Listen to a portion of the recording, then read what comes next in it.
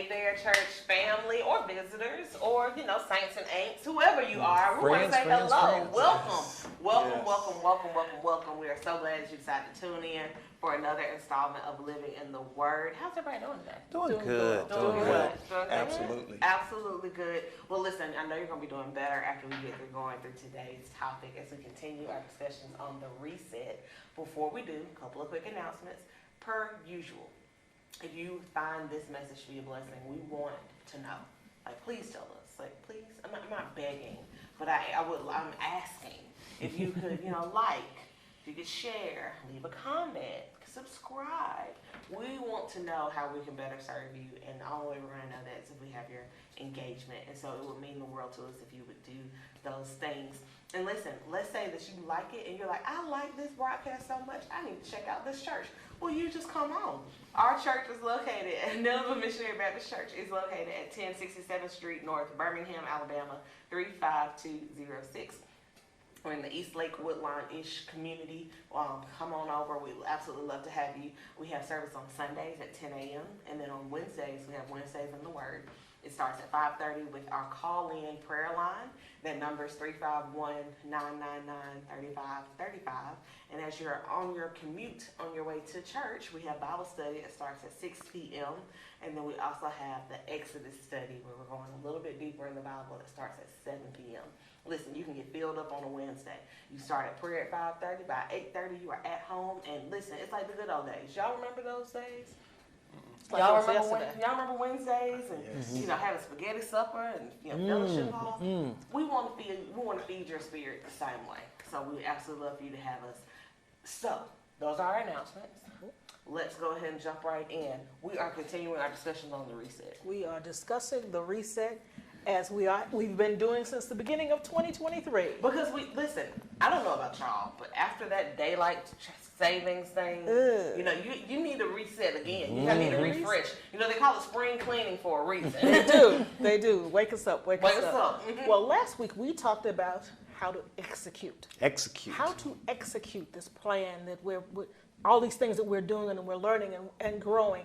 And I believe we started off with being strong and being courageous, and we finished up with finish well. But I think there were some things that you wanted to just kind of put on our spirits before we close the box on execute. Okay. Well, one of the things, let me just quickly go over the list. Be strong and courageous. Remember your training. Use your tools and your resources. Focus. Play as if you're behind. Keep your eye on the ball, folks, and then finish well. Those were the 7. But the thing that I want to kind of talk about a little bit is that while you're executing your plan, okay, it's very important that while you're executing your plan, you need to continue to meditate, sacrifice, and plan as you execute. Because you're going to have to continue to refine that plan that you're executing. And not only when we talk about write the vision, make it plain. Well, when you're executing, you need to be reading the vision. You need to not only be reading the vision, you need to be visualizing the vision. You need to be seeing the vision. And not only that, now it's time to embody the vision. Okay? It's time for us to walk that vision out, y'all. Continue to plan, check, recheck, and double check. Whatever you're doing, whether it's a business plan or whatever else, it's time to do that while you're doing your plan, because one of the worst things you can do in a plan is have to redo that plan. And so that's why it's so important that you refine it. I call that dropping back to punt in life. Yes. You don't want to have to drop back to punt. Have you ever done that, Pastor Will? I have. Me too. Yes. It's no fun. It's no fun. It's no fun. I did a job last week, 2 weeks ago, and the guy said, I like it, but I don't like it the way it is. I've experienced that. Yeah. And so we had to go back and spend another full day redoing it to make sure he liked it the way it was. Yes. But one of the things that I learned from that is that he didn't give me any instructions. He just said, do it, and I just did it. Yes. Then when he saw it, it didn't meet his vision. Yes. And I said, from here on out, I'll make sure that he knows exactly what I'm going to do and how I'm going to do it, and that he sees the vision that I see, and so that I don't have to go back and redo the plan. Yeah. But the tool up, we talked about that. But here's the big thing here: organize. Keep yourself organized. One of my things that I've always said in my business life and now in my personal life is that organize or die. And it might not be a physical death, but unorganized people, their stuff dies quickly. My God. Yeah, and so it's really important that you do that. And I tend to get unorganized in the wintertime because I slow down. For some reason, when I'm really busy, I'm really organized. But Well, you have to be, right? Yeah, There's a you certain have level to be. of proficiency that can't happen without organization, right? Like I think about all the times whether it's during the summer, because I know Cole is with you during the summer and it can be really busy. Like we are more diligent in our meal prep because we can't waste the time on food or trying to figure out what we're going to eat or buying the groceries and putting them away. Like you have to have your systems in place. I think about even with my professional life. Well, if I don't write an outline for a motion or something I'm going to draft, it takes me a lot longer than if I sometimes my desire to get ahead of myself wants to just go ahead and start typing, right? good. Like I want to find one, I want to figure out what I want to say, and I want to just go ahead and start getting stuff on paper. But I waste so much more time if I had just taken the 20 minutes to actually outline what it is I'm going to say for efficiency purposes. That's good. I mean, it was a tool that we learned even with the bar exam because it's a timed test. You think, okay, I have these 2 essays that I have to write. I get 3 hours to write them. Excuse me. That means I've got, an hour and a half for each one. Okay. In that hour and a half, I'm going to take, the first 30 minutes of it to just read through to make sure I have everything and organize my outlining of it. So then that last hour, all I'm doing is just writing. And it's a weird process, right? When I first heard it from my coach who helped us study for the bar exam, I was like, that's ridiculous. I was like, you eating at my time. Yes. But you will, not only will you be more proficient, but you'll be more efficient too. You'll be more accurate if you just take the time to, stop, organize, figure out your thoughts, be proficient. It's exactly what you're saying. If you are in an execution mode, if I'm in the middle of, the bar exam isn't a war, but I felt like it's it. A war. I felt like it was me versus them. You go to war. I went to war. We can't waste, energy in not being efficient. I've got to make sure I've got my list. I've checked it twice. I've written down all my laws because it's like if you don't, you'll miss something. Yeah. I've been kind of sitting in Minister Cole's study on the book of Exodus, and one of the things that I've discovered is everything that God did was exacting. Nothing that God did was shipshod or haphazard, and Minister Cole has kind of been connecting how that abridges itself to our worship. We just can't come to God, what an old minister used to call with sloppy agape. Sloppy agape. It's running off. No. God likes precision. He likes us to be exacting, and it goes back to what you're saying, a lot of detail. As you were sharing your list and how you learned that from table tennis, of course, I had a vision to play golf. I wanted this beautiful swing teeing off. I wanted to know how to look good. I was gonna be Tiger Jr. So Chris and I, we got golfing lessons, right? So we got to the greens, right?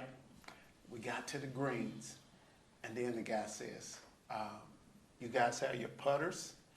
Now, I didn't really even know what a Putter was. That's what they hit the long ball. And then I remembered Marvin Sr. had given me a Tiger Woods putter. Ooh. Oh, yeah. 20 years ago.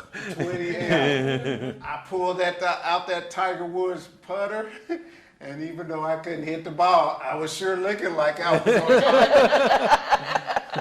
But I had my tools. I was You were organized, you were ready. Ready. You were like, I'm executing this vision. Couldn't get the ball in the hole, but at least I had Yeah, twos. got to work at that. Gotta Got work. to execute. You gotta work it out. It's okay, it's okay.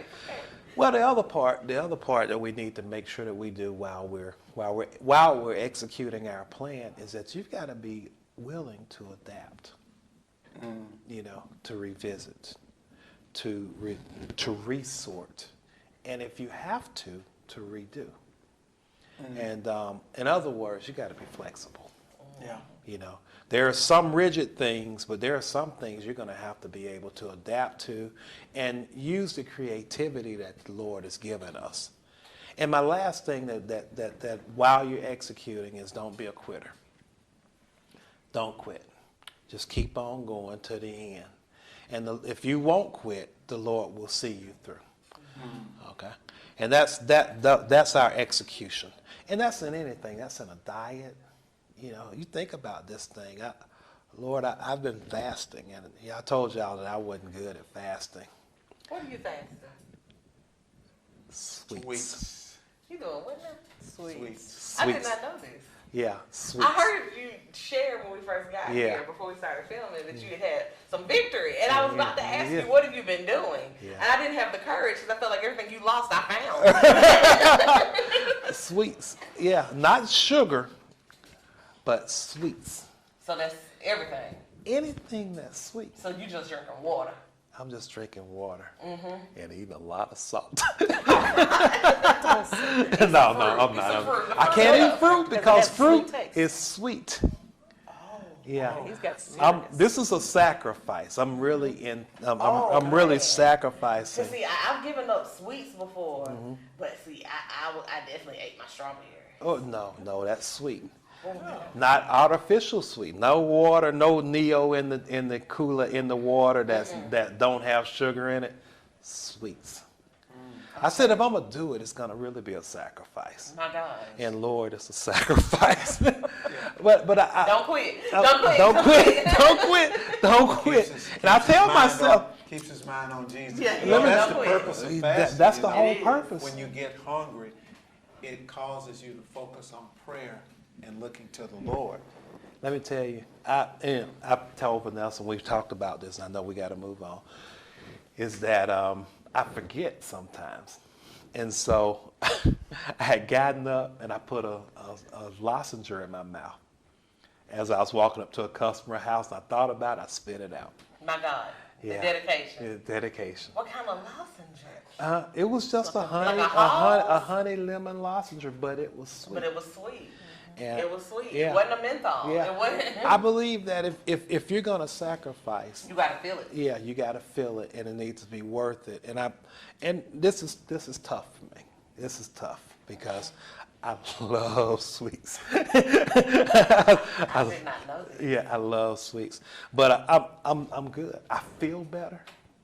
I sleep better. I meditate better. I get up and the Lord give me my 7 points like that. Yeah. But- Because you close. Close to the Lord. But let's move on. Let's move on. Let me yes, sir. open your elevate. Yes, sir. So think about this. And some people say it's a metaphor, and somebody say that it's a reality. But there's such a thing as called a Chinese bamboo tree. Have you ever heard of it, Avery? No, I have not. Bamboo. Anyway, it's a Chinese Chinese bamboo bamboo tree. Okay. It's a tree that Oh, has that's to be watered and fertilized every day for 5 years. Oh yeah. I That heard sounds high maintenance. Yeah. Yes, but there's no evidence of growth. That's even worse. None at all. Yeah, I've heard You're that. watering it, you're fertilizing it, but the 5th year it springs up and it shoots up 90 feet in 4 months. That's a word. That's elevate. That is a word. That's what elevate is. There's so much consistency and diligence without any reward. I don't know if my generation could handle that. Oh yes, they can. Well, I mean, we can, but I'm just telling you, I'm gonna use my own personal Oh, yeah. truth. I'll drink water for one day. I'll track my calories one time. I'm been gonna go on one walk, and if God dog it, if that scale ain't moved 5 pounds, I'm right there with you. I feel you. I'm ready to give up. I feel you. Yeah. I was listening to an interview by Nick Saban, and here's what he said. They was asking him, how do you build consecutive championship teams? He says, how did you build this juggernaut? Here's what he said. He says, my system teaches my players to build value for their future.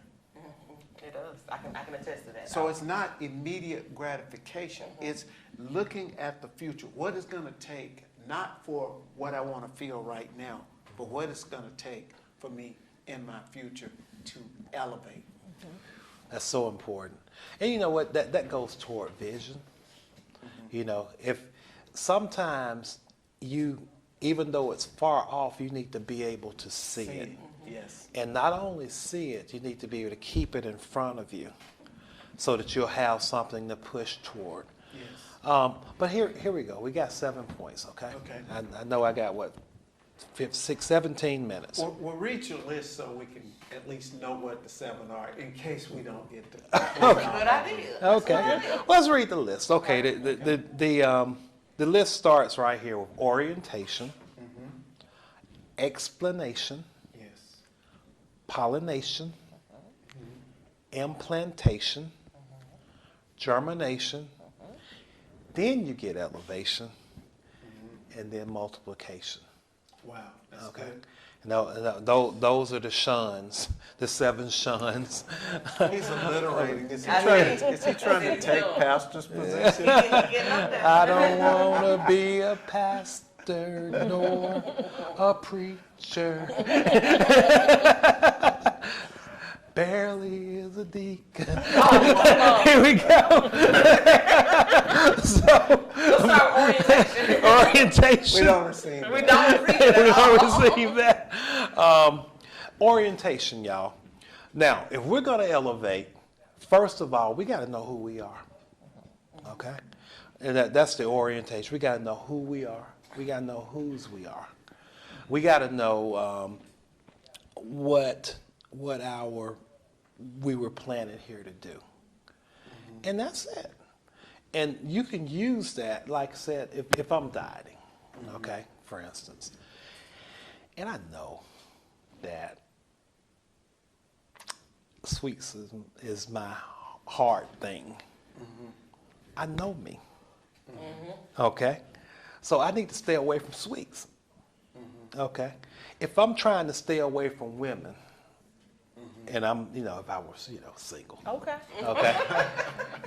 If I was single.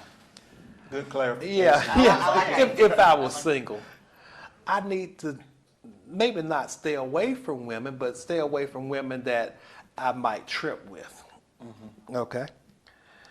Knowing yourself. Knowing yourself. Good. Because I know me. Yeah. If I, on my job, if I know I tend to drift when the people come by, or when I walk by the copy machine and see people, or whatever it is, or while I'm sitting there focusing, if I got my phone out and it's gonna distract me, I know me. So in order for me to do what I need to do, I need to know me, and like I said earlier, to thine own self be true. And that's basically the orientation. You got to know who you are. You got to know who you are. And in the context of Jewish culture, when they named a child, they didn't just give them a name because it sounded good. They gave them a name that defined their character. So and God did the same thing. When he got ready to elevate Abram and raise him up, he says, okay, your name is no longer going to be Abram. Now it's going to be Abraham, which means that now he's tied together with God in covenant. So we have to know who we are. I know what will means. It means someone who is determined, someone who is resolved.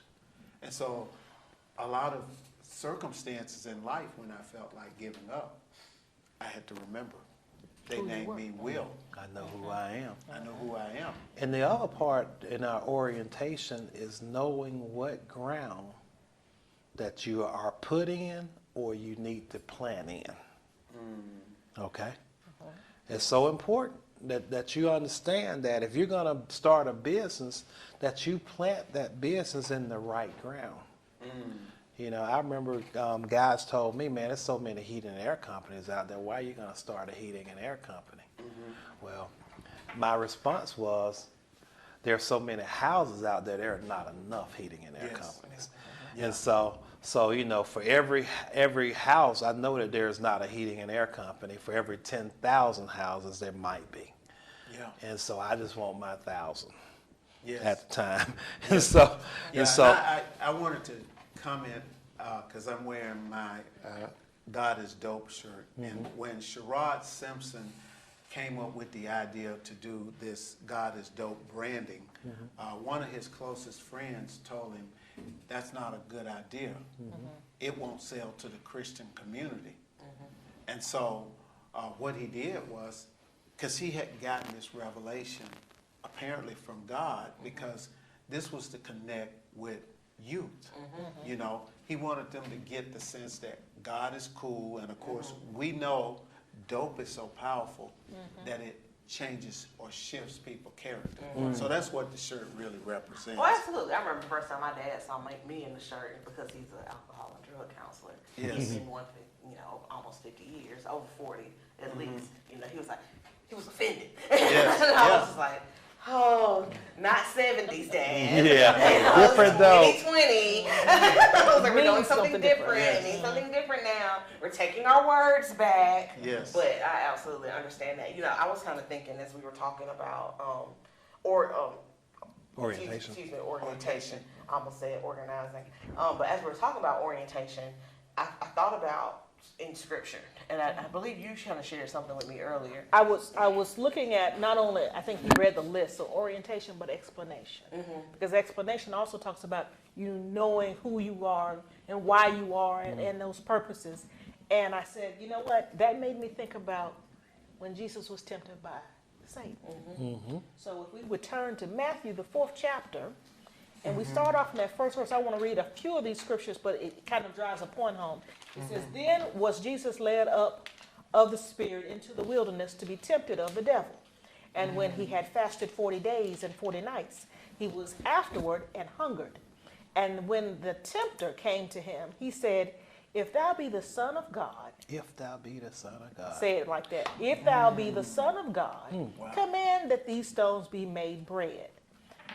Now, Jesus knew who he was. But Satan was trying to tempt him because he knew he was hungry. A lot of times what's going to happen to us is that people are going to come to us in our weakest point. If you're sad, I'm going to hit you when you're sad. I'm going to hit you when you're hungry. I'm going to bring home some Krispy Kreme donuts and put them on the table. You know, once upon a time I was fasting, and I know you would never do that. I would not do that, but I'm saying that those are the kind of things that people hit you with in your weakest points. Where you're weakest is that's when they bring in their tools. But Jesus knew who he was, and he says, it is written, man shall not live by bread alone, but by every word that proceedeth out of the mouth of God. What he's saying is, I know my purpose. I know who I am. I know whose I am. And I know what I've come to do here. So it doesn't matter how physically hungry he was. That was superseded by his purpose and his knowing who he was. And I think we've got to think in terms of, because I always think about this, Jesus is our model. And whenever we get into a predicament or what have you, instead of, oh, what am I going to do? What did Jesus do? You know, and that's an old saying back from, what is it, the 80s and the 90s. What would Jesus do?